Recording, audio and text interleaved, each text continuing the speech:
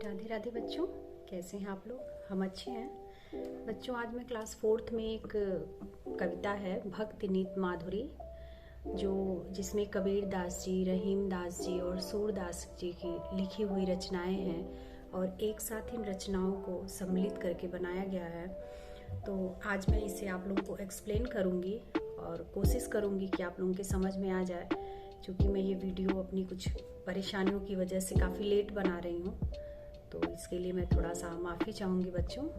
लेकिन चलिए, फिर मैं प्रयास कर रही हूँ कि आप लोगों के समझ में आ जाए। चलिए शुरू करते हैं बच्चों। ये कबीर दास जी की रचना है, क्योंकि कबीर दास जी ने हमारे बाह्य आडंबर के ऊपर बहुत कटाक्ष किए थे इन्होंने, और ये जात पात को भी नहीं मानते थे, ऊंच नीच को नहीं मानते थे, किसी चीज़ में ये भेद नहीं करते थे। और कबीर दास जी ने जो अपनी रचनाएं लिखी हैं वो साखी, सबद, रमैनी तीन रूपों में संग्रहित है, और उन्हीं में से एक कुछ अंश यहाँ पर दिया गया है। क्योंकि कबीर दास जी बच्चों ऐसे थे कि जो देख कर वो तुरंत उस पर रोक लगा देना चाहते थे कि इन बाह्य आडंबरों को, इन धारणाओं को क्यों हम माने। वो जो अच्छी बातें थे वो बताते थे, और कबीर दास जी जो मान्यताएं होती थी उनको तोड़ना भी जानते थे। और इसीलिए अपने लास्ट के समय में मगहर आके वो अपना जीवन त्याग करते हैं, ताकि सबको ये एहसास हो कि लोग बोलते थे कि काशी में जाके मृत्यु होगी तो हमें स्वर्ग की प्राप्ति होगी। तो इस धारणा को गलत बताते हुए उन्होंने मगहर में अपना प्राण त्याग किया था। तो चलिए अब शुरू करते हैं बच्चों। सांच बराबर तप नहीं, झूठ बराबर पाप। सांच बराबर तप नहीं, झूठ बराबर पाप।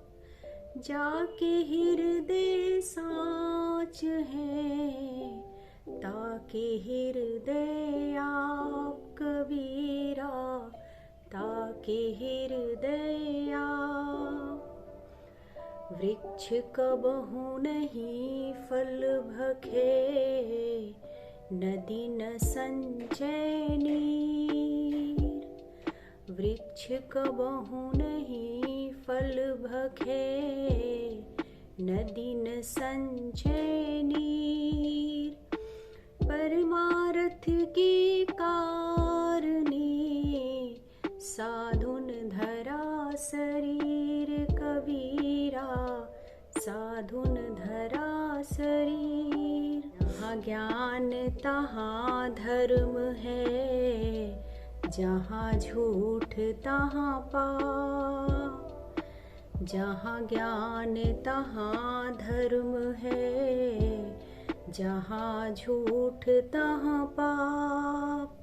जहाँ लोभ तहाँ काल है, जहाँ क्षमा तहाँ आप कबीरा, जहाँ क्षमा तहाँ आप। कबीर दास जी कह रहे हैं बच्चों कि सांच बराबर तप नहीं। सांच मतलब होता है सत्य बोलना। मैं वर्ड मीनिंग भी इसके साथ बताती जा रही हूँ। सांच बराबर होता है, सांच माने होता है सत्य। सत्य बोलने के बराबर कोई तपस्या नहीं होती है। कबीर दास जी कहते हैं कि सत्य बोलने के बराबर कोई भी तपस्या नहीं होती है। झूठ बराबर पाप, और पाप किसी को गाली देना, मारना, ये सब नहीं। पाप जो हम झूठ बोलते हैं, सबसे बड़ा पाप वो है। जाके हृदय सांच है। हृदय माने हृदय जो हमारे अंदर है। कबीर दास जी कह रहे हैं कि जाके हृदय सांच है, ताके हृदय आप। मंदिर में जाके पूजा करने से भगवान नहीं मिलेंगे। कबीर दास जी कहते हैं बच्चों कि हम मंदिर में जाके पूजा करें, घर पे 2 घंटा 4 घंटा पूजा करें, लेकिन झूठ बोलते रहें और लोगों को गाली देते रहें, कष्ट देते रहें, तो उससे बड़ा पाप दूसरा कुछ नहीं है। कबीर दास जी के कहने का ये मतलब है कि सबसे बड़ी तपस्या सत्य बोलना है। कभी भी झूठ मत बोलो, और झूठ के बराबर कोई पाप हो ही नहीं सकता है। जितना बड़ा पाप झूठ बोलना होता है, उससे बड़ा कोई दूसरा पाप नहीं हो सकता है। जाके हृदय साँच है, मतलब जो अपने हृदय से, अपनी अंतरात्मा से साफ है, सत्य है, उसके हृदय में सीधे भगवान का वास होता है। जाके हृदय साँच हैं ताके हृदय आप, यानी कि जिसका मन साफ है उसके मन में भगवान खुद निवास करते हैं। यानी कि हमें झूठ नहीं बोलना चाहिए, हमेशा सत्य बोलना चाहिए और अपने मन को साफ रखना चाहिए। दूसरा है वृक्ष कबहु नहीं फल भकै। वृक्ष मतलब होता है पेड़। वृक्ष कबहु नहीं फल भकै, नदी न संचय नीर। कभी किसी पेड़ ने अपने फल को खाया है? किसी ने देखा है क्या? ऐसा नहीं होता है। पेड़ जो फल देता है वो फल नीचे ही गिरता है या हम उसको तोड़कर खाते हैं। कभी पेड़ खुद नहीं खाता है। हम बेशक उसमें पानी डालें, खाद दें, जो भी करते हैं हम पेड़ के लिए कर रहे हैं, लेकिन पेड़ अपना फल खुद नहीं खाता है। उस पे चाहे 1 कुंटल फल लदे, चाहे 1 फल लदे, वो नीचे ही गिरता है और वो फल कोई दूसरा ही खाता है। नदी आप लोगों ने देखी होगी बच्चों, नदी में पानी होता है। क्या नदी धीरे धीरे पी के सब पानी सूख जाती है? नदी सूख जाती है? ऐसा नहीं होता है। नदी में जितना ही पानी निकलता है उसमें उतना ही पानी आता जाता है। तो कबीरदास जी वही कहते हैं कि वृक्ष कबहु नहीं फल भकै, पेड़ कभी अपना फल नहीं खाता है।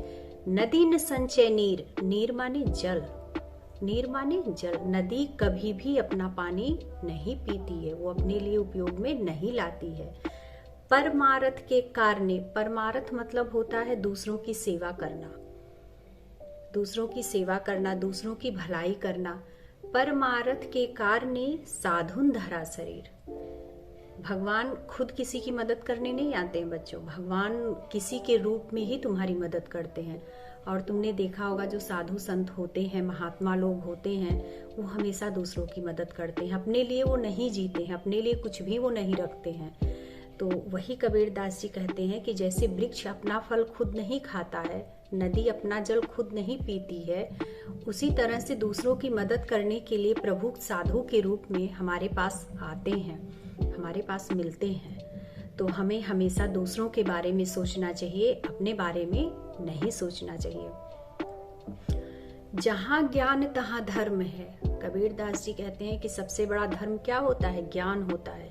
ये पुस्तक होती है, ये पुस्तक ही बच्चों ऐसी चीज है, ये विद्या ही ऐसी चीज है जो हर समय हमारा साथ देती है।